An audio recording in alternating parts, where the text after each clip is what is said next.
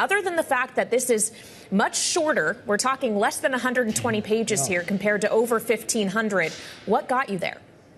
Well, there's still a lot I don't like about it. I think that the disaster appropriation is excessive. I hate the farm subsidies, and I don't like the blanket debt extension. But here's what's the overwhelming factor for me, and that is I want Donald Trump to succeed.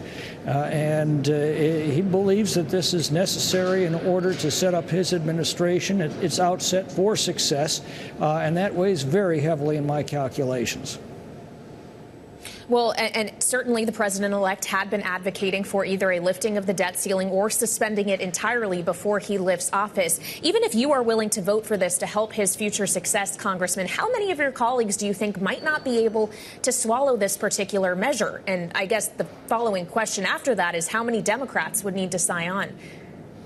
Well, I can't read minds and I can't tell fortunes, but I can tell you this. Every Republican in the House of Representatives, and I believe every Republican in the Senate, wants Donald Trump to succeed.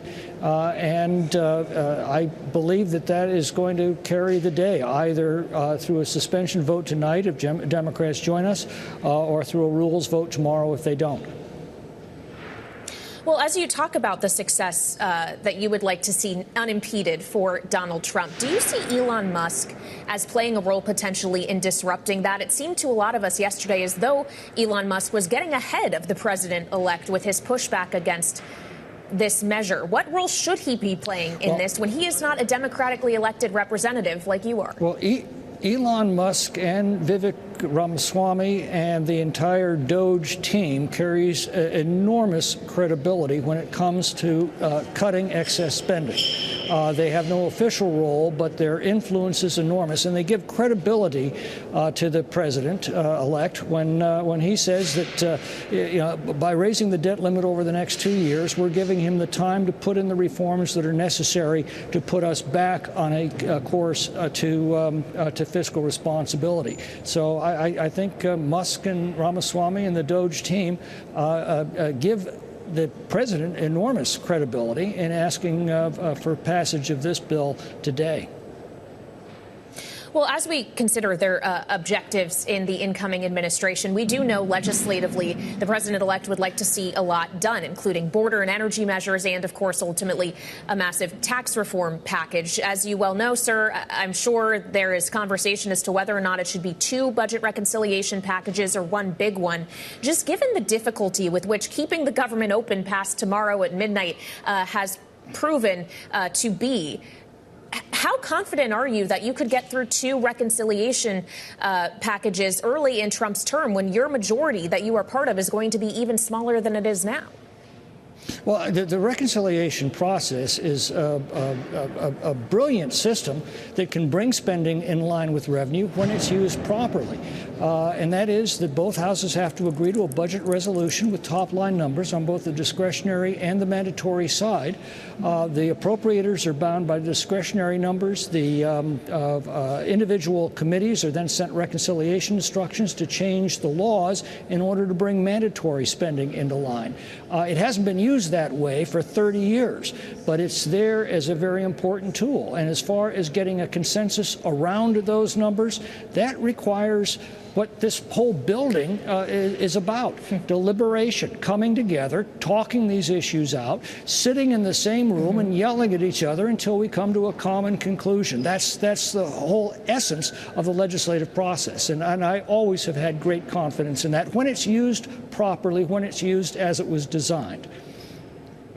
Do you still have confidence in House Speaker Mike Johnson to lead that process in the 119th Congress, given the events of the last few days? I think he's done the best he can with the hand he's been dealt. And when we talk about replacing him with another speaker, you've got to find someone in his right mind who wants that job. And anybody who wants that job is by definition not in his right mind. So I think Mike is going to remain as speaker.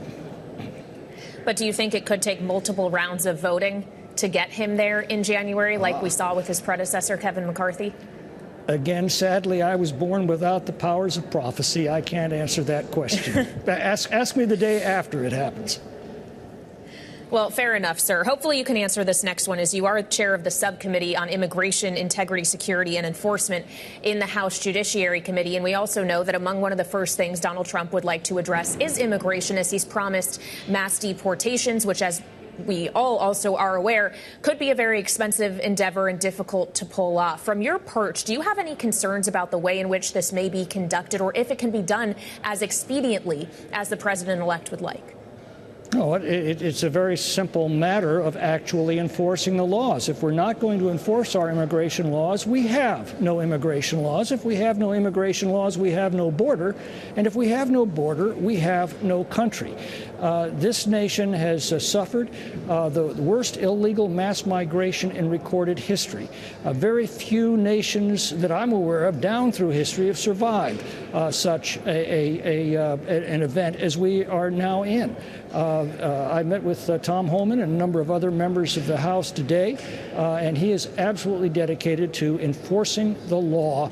That is as simple as it can get. It's going to be very expensive. It's going to require many, many months.